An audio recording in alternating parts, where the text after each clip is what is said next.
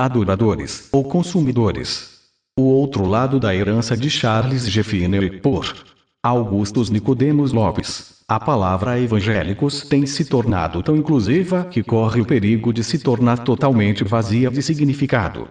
R.C. Sproul. Em certa ocasião o Senhor Jesus teve de fazer uma escolha entre ter 5.000 pessoas que o seguiam por causa dos benefícios que poderiam obter dele, ou ter 12 seguidores leais que o seguiam pelo motivo certo, e mesmo assim, um deles o traiu. Em outras palavras, uma decisão entre muitos consumidores e poucos fiéis discípulos. Refiro-me ao evento da multiplicação dos pães narrado em João 6. Lemos que a multidão, extasiada com um milagre, quis proclamar Jesus como rei, mas ele recusou-se. João 6 versículo 15.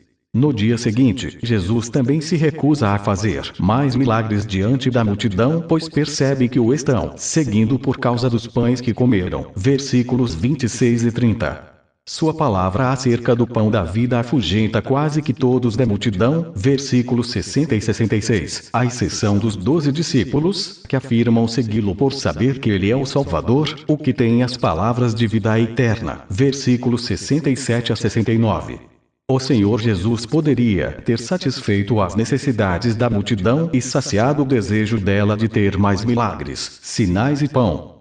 Teria sido feito rei, e teria o povo ao seu lado. Mas o Senhor preferiu ter um punhado de pessoas que o seguiam pelos motivos certos, a ter uma vasta multidão que o fazia pelos motivos errados. Preferiu discípulos a consumidores. Infelizmente, parece prevalecer em nossos dias uma mentalidade entre os evangélicos bem semelhante à da multidão nos dias de Jesus.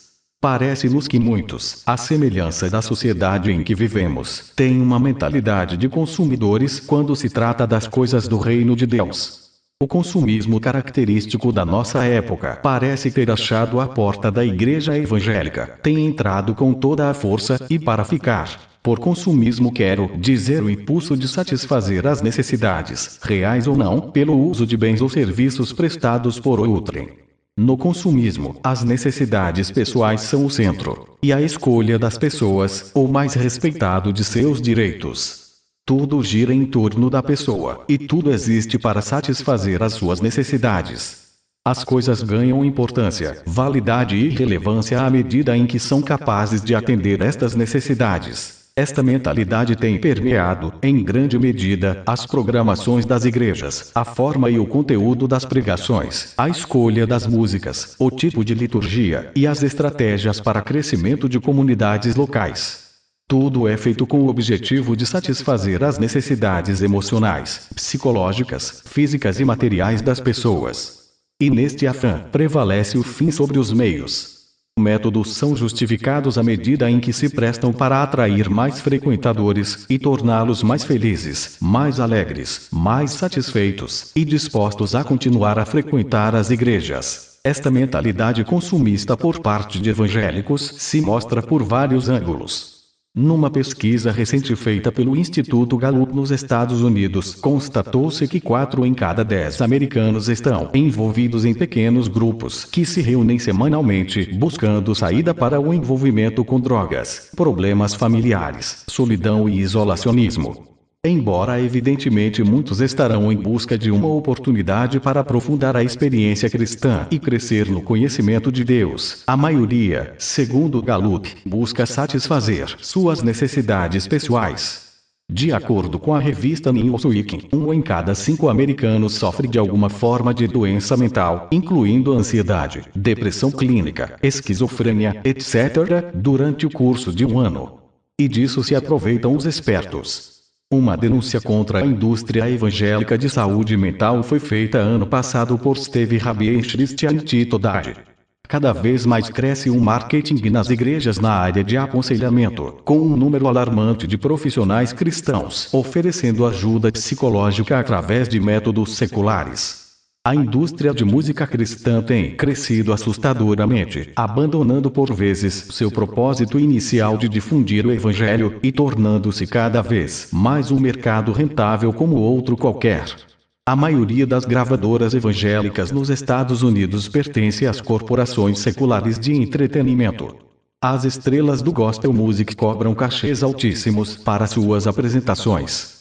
Num recente artigo em Strategies for Today's Leader, Gary Sintosh defende abertamente que o negócio das igrejas é servir ao povo. Ele defende que a igreja deve ter uma mentalidade voltada para o cliente e traçar seus planos e estratégias visando suas necessidades básicas, e especialmente fazê-lo sentir-se bem. Um efeito da mentalidade consumista das igrejas é o que tem sido chamado de a síndrome da porta de vai e vem. As igrejas estão repletas de pessoas buscando sentido para a vida, alívio para suas ansiedades e preocupações. Assim, elas escolhem igrejas como escolhem refrigerantes. Tão logo a igreja que frequentam deixa de satisfazer as suas necessidades, elas saem pela porta tão facilmente quanto entraram. As pessoas buscam igrejas onde se sintam confortáveis, e se esquecem de que precisam na verdade de uma igreja que as faça crescer em Jesus Cristo e no amor para com os outros. Creio que há vários fatores que provocaram a presente situação.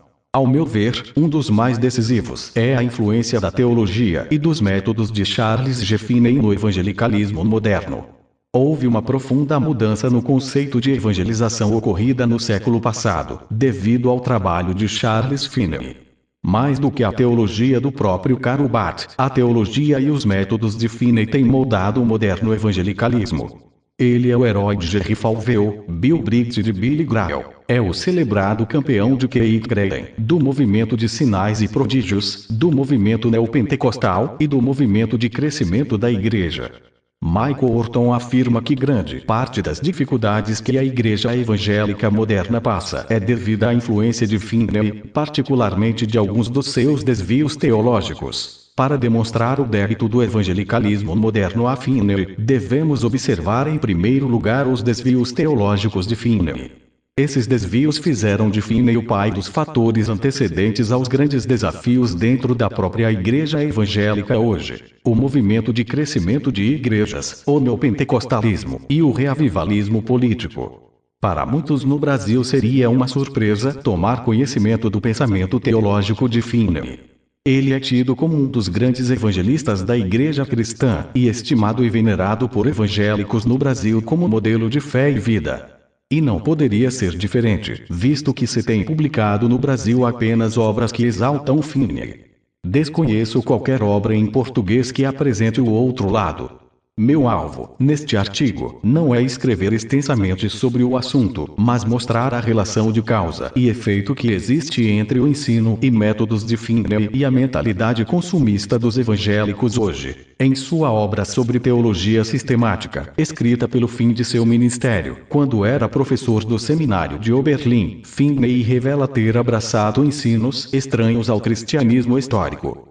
Ele ensina que a perfeição moral é condição para a justificação, e que ninguém poderá ser justificado de seus pecados enquanto tiver pecado em si. Página 57. Afirma que o verdadeiro cristão perde sua justificação, e consequentemente, a salvação, toda vez que peca. Página 46. Demonstra que não acredita em pecado original e nem na depravação inerente ao ser humano. Página 179. Afirma que o homem é perfeitamente capaz de aceitar por si mesmo, sem a ajuda do Espírito Santo, a oferta do Evangelho.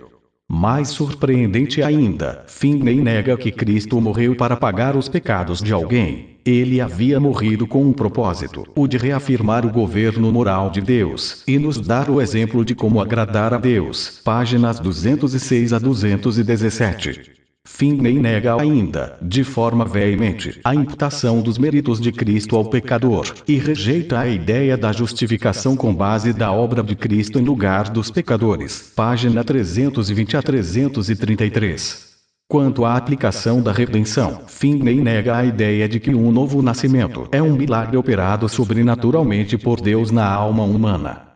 Para ele, regeneração consiste no pecador mudar sua escolha última, sua intenção e suas preferências, ou ainda, mudar do egoísmo para o amor e a benevolência, e tudo isto movido pela influência moral do exemplo de Cristo ao morrer na cruz. Página 224. Finney, reagindo contra a influência calvinista que predominava no grande avivamento ocorrido na Nova Inglaterra do século passado, mudou a ênfase que havia à pregação doutrinária para uma ênfase a fazer com que as pessoas tomassem uma decisão ou que fizessem uma escolha. No prefácio da sua Systematic Theology, ele declara a base da sua metodologia: o reavivamento não é um milagre ou não depende de um milagre, em qualquer sentido. É meramente o resultado filosófico da aplicação correta dos métodos. Finney não estava descobrindo uma nova verdade, mas abraçando um erro antigo, defendido por Pelágio no século IV, e condenado como herético pela Igreja, ou seja, que nenhum de nós nasce pecador. O homem, por nascimento, é neutro, e capaz de fazer escolhas para o bem e para o mal com inteira liberdade. Finney tem sido corretamente descrito por estudiosos evangélicos como sendo semi-pelagiano, ou mesmo pelagiano, em sua doutrina, e um dos responsáveis maiores pela disseminação deste erro antigo entre as igrejas modernas. Na teologia de Finney, Deus não é soberano, o homem não é um pecador por natureza, a expiação de Cristo não é um pagamento válido pelo pecado, a doutrina da justificação pela imputação é insultante à razão e à moralidade, o novo nascimento é produzido simplesmente por técnicas bem-sucedidas, e avivamento é o resultado de campanhas bem planejadas com os métodos corretos. Antes de Finney, os evangelistas reformados aguardavam sinais ou evidências da operação do Espírito Santo nos pecadores, trazendo-os debaixo de convicção de pecado, para então guiá-los a Cristo. Não colocavam pressão sobre a vontade dos pecadores, por meio psicológicos, com receio de produzir falsas conversões. Finney, porém, seguiu o caminho oposto, e seu caminho prevaleceu.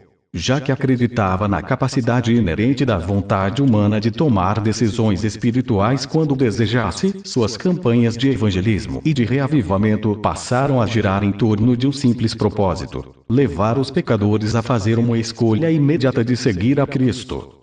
Com isto, introduziu novos métodos nos seus cultos, como o Banco dos Ansiosos, de onde veio a prática de se fazer apelos ao final da mensagem, o uso de qualquer medidas que provocassem um estado emocional propício ao pecador para escolher a Deus, o que incluía apelos emocionais e denúncias terríveis do pecado e do juízo. O impacto dos métodos reavivalistas de Finney no evangelicalismo moderno são tremendos. Seus sucessores têm perpetuado esses métodos e mantido as características do fundador: o apelo por decisões imediatas, baseadas na vontade humana, o estímulo das emoções como alvo do culto, o desprezo pela doutrina, e a ênfase que se dá na pregação a se fazer uma escolha, em vez da ênfase às grandes doutrinas da graça. As igrejas evangélicas de hoje, influenciadas pela teologia e pelos métodos de Finney, acreditando que reavivamentos podem ser produzidos e que pecadores podem decidir seguir a Cristo quando desejarem, têm adotado táticas e práticas em que as pessoas são vistas como clientes e que promovem a mentalidade consumista nas igrejas evangélicas. A relação entre os métodos de Finney e o espírito consumista moderno foi corretamente notado por Rodney Clapp, em recente artigo na Christianity Today, outubro de 1966. Ao enfatizar a importância de se tomar uma decisão para Cristo, Charles Finney e outros reavivalistas ajudaram na sacramentalização da escolha, elemento-chave do consumismo capitalista de hoje. O reavivalismo de Finney encorajava sentimentos de êxtase e a abertura do indivíduo para mudanças costumeiras de conversão e reconversão. Páginas 22. O Senhor Jesus preferiu 12 seguidores genuínos a ter uma multidão de consumidores. Creio que a igreja evangélica brasileira precisa seguir a Cristo também aqui. É preciso que reconheçamos que as tendências modernas em alguns quartéis evangélicos é a de produzir consumidores, muito mais que reais discípulos de Cristo, pela forma de culto, liturgias, atrações e eventos que promovem. O retorno às antigas doutrinas da graça, pregadas pelos apóstolos e pelos reformadores, enfatizando a busca da glória de Deus como alvo maior do homem, poderá melhorar esse estado de coisas.